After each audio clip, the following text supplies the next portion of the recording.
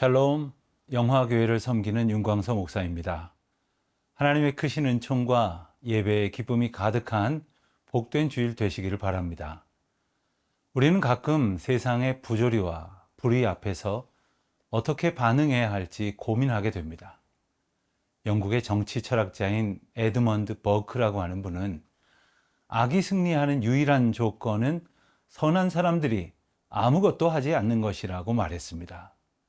불의 앞에서 침묵하거나 외면하는 것은 그 불의를 방조하는 것과 같다는 뜻이죠.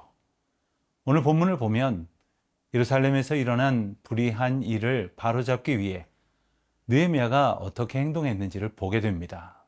느헤미야를 통해 하나님께서 우리에게 주시는 교훈과 인도하심이 어떤 것인지 5장 1절로 13절 말씀을 통해 함께 살펴보겠습니다.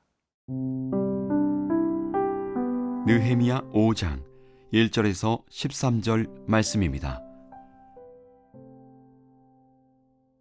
그때에 백성들이 그들의 아내와 함께 크게 부르짖어 그들의 형제인 유다 사람들을 원망하는데, 어떤 사람은 말하기를 우리와 우리 자녀가 많으니 양식을 얻어먹고 살아야 하겠다 하고, 어떤 사람은 말하기를 우리가 밭과 포도원과 집이라도 저당 잡히고 이 흉년에 곡식을 얻자 하고, 어떤 사람은 말하기를 우리는 밭과 포도원으로 돈을 빚내서 왕에게 세금을 바쳤도다. 우리 육체도 우리 형제의 육체와 같고 우리 자녀도 그들의 자녀와 같거늘 이제 우리 자녀를 종으로 파는도다. 우리 딸 중에 벌써 종된 자가 있고 우리의 밭과 포도원이 이미 남의 것이 되었으나 우리에게는 아무런 힘이 없도다 하더라. 내가 백성의 부르짖음과 이런 말을 듣고 크게 노하였으나 깊이 생각하고 귀족들과 민장들을 꾸짖어 그들에게 이르기를 너희가 각기 형제에게 높은 이자를 취하는도다 하고, 대회를 열고 그들을 쳐서 그들에게 이르기를 우리는 이방인의 손에 팔린 우리 형제 유다 사람들을 우리의 힘을 다하여 도로 찾았거늘 너희는 너희 형제를 팔고자 하느냐? 더구나 우리의 손에 팔리게 하겠느냐 하매, 그들이 잠잠하여 말이 없기로 내가 또 이르기를 너희의 소행이 좋지 못하도다. 우리의 대적 이방 사람이 비방을 생각하고 우리 하나님을 경외하는 가운데 행할 것이 아니냐? 나와 내 형제와 종자들도 역시 돈과 양식을 백성에게 구워 주었거니와 우리가 그 이자 받기를 그치자.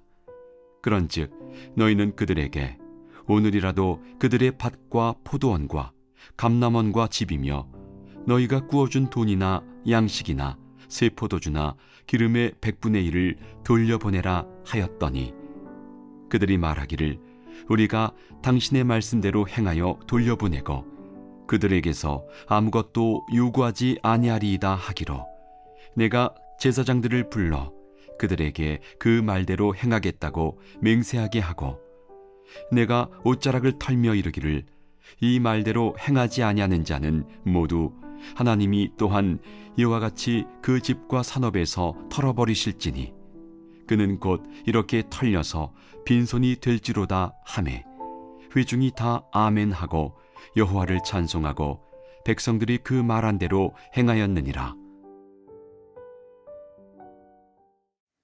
오늘의 본문 1절에서 5절은 성벽 재건 과정에서 예루살렘 공동체에 발생한 심각한 갈등과 어려움을 다루고 있습니다. 성벽 공사가 진행되는 동안 외부적으로는 대적자들의 방해와 위협이 계속되었는데, 설상가상으로 공동체 내부적으로는 기근과 경제적 고통을 호소하는 백성들의 불만이 터져 나왔습니다. 오늘 본문에 따르면 그들의 주장은 세 가지 유형으로 나타났습니다. 첫 번째 무리는 우리 자녀가 많으니 양식을 얻어먹고 살아야겠다고 호소하는 사람들이었습니다.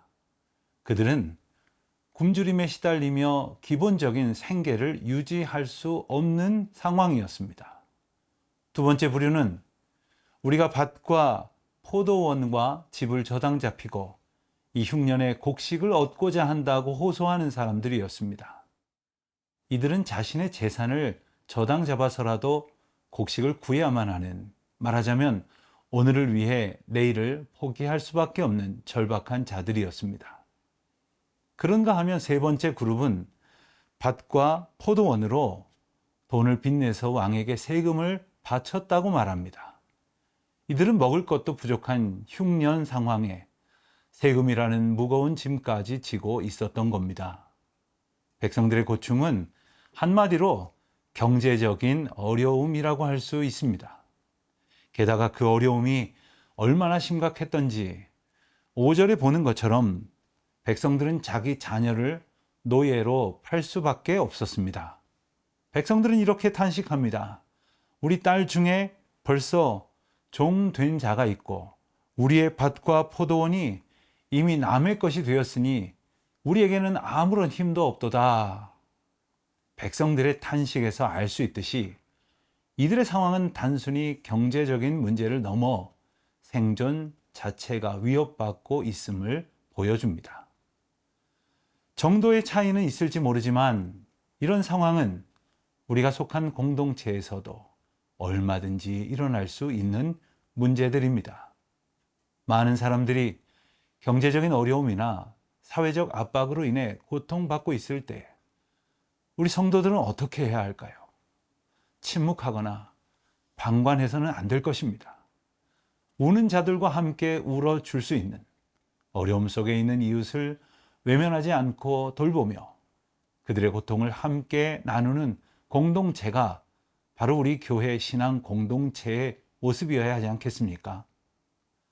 하나님께서 레위기 25장에서 이렇게 말씀하십니다. 너와 함께 있는 내 형제가 가난하게 되어 내게 몸이 팔리거든 너는 그를 종으로 부리지 말고 품꾼이나 동거인과 같이 함께 있게 하여 희년까지 너를 섬기게 하라. 그때에는 그와 그의 자녀가 함께 내게서 떠나 그의 가족과 그의 조상의 기업으로 돌아가게 하라. 그리고 하나님께서는 이같이 가난한 자를 돌봐야 하는 이유를 이렇게 말씀하십니다. 너는 그를 엄하게 부리지 말고 내 하나님을 경외하라. 그렇습니다. 가난한 자를 돌보는 것은 하나님을 경외하는 자, 이 세상의 모든 것이 하나님의 것임을 인정할 수 있는 사람이 할 수 있는 행동입니다.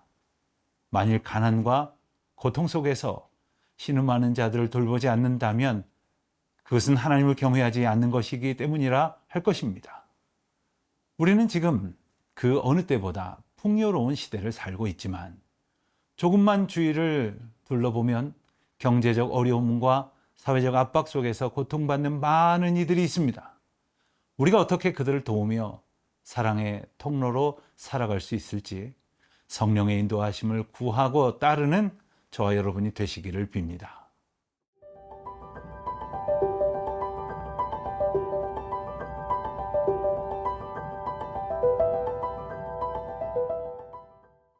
(6절부터) (13절까지의) 말씀은 공동체에 일어난 경제적인 문제를 느헤미야가 어떻게 해결했는지를 보여줍니다. 먼저 느헤미야는 백성들의 울부짖음을 듣고 매우 분노했습니다. 느헤미야는 백성들의 고통을 외면하지 않고 그 문제의 원인을 파악하여 해결하려는 의지를 보였습니다. 우선 귀족들과 민장들을 불러 모아 그들의 잘못을 질책합니다. 느헤미야는 그들에게 너희가 각기 형제에게 높은 이자를 취하는도다 라며 비판했습니다. 그리고 이방인의 손에 팔린 우리 형제 유다 사람들을 우리의 힘을 다하여 도로 찾았거늘 너희는 너희 형제를 팔고자 하느냐라며 꾸짖습니다. 느헤미야는 높은 이자를 취하고 이를 통해 자신의 형제를 억압하는 일들이 형제들 안에서 있어서는 안 되는 일임을 분명히 하고 있습니다. 느헤미야는 백성들에게 무거운 채무를 지우는 귀족과 민장들에게 그들의 잘못을 지적하면서 그들에게 즉시 빚을 탕감하고 그들이 저당 잡은 밭과 포도원 그리고 집들을 돌려줄 것을 요구합니다. 이 요구는 단순한 권고가 아니라 강력한 명령이었습니다. 느헤미야는 그들이 이러한 불의를 저지르는 것은 하나님의 뜻에 어긋나는 일, 즉 하나님을 경외하지 않았기에 벌어진 일임을 강조합니다. 그리고 그들이 회개하고 올바른 행동을 취할 것을 촉구합니다. 느헤미야는 이렇게 말합니다. 그런즉 너희는 그들에게 오늘이라도 그들의 밭과 포도원과 감람원과 집이며 너희가 구워준 돈이나 양식이나 새 포도주나 기름의 100분의 1을 돌려보내라. 귀족과 민장들은 느헤미야의 지적을 받아들이고 잘못을 인정합니다. 그들은 우리가 당신의 말씀대로 행하여 돌려보내고 그들에게서 아무것도 요구하지 아니하리이다 다짐합니다. 그들은 즉시 자신의 행동을 바로 잡기로 결심했고 느헤미야는 제사장들을 불러 이 약속을 확실히 하도록 서약하게 했습니다.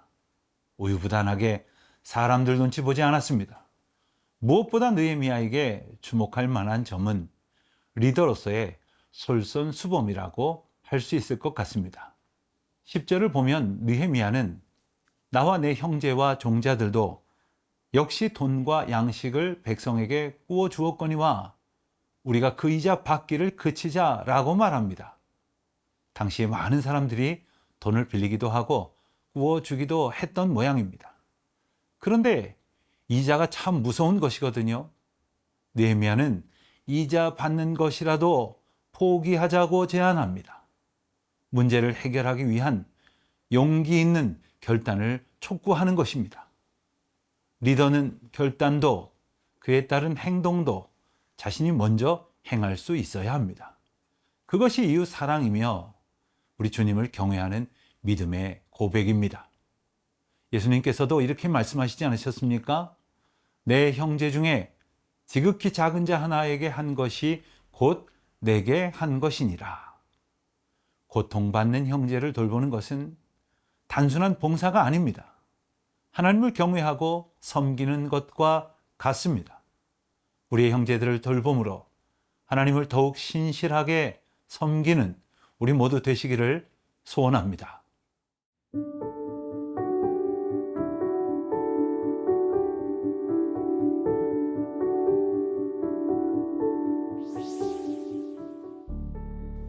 하나님 아버지, 우리 삶 속에서 불의와 타협하지 않고 하나님의 공의를 실천하며 어려움에 처한 이웃들을 돌보는 사랑의 삶을 살게 하여 주시옵소서.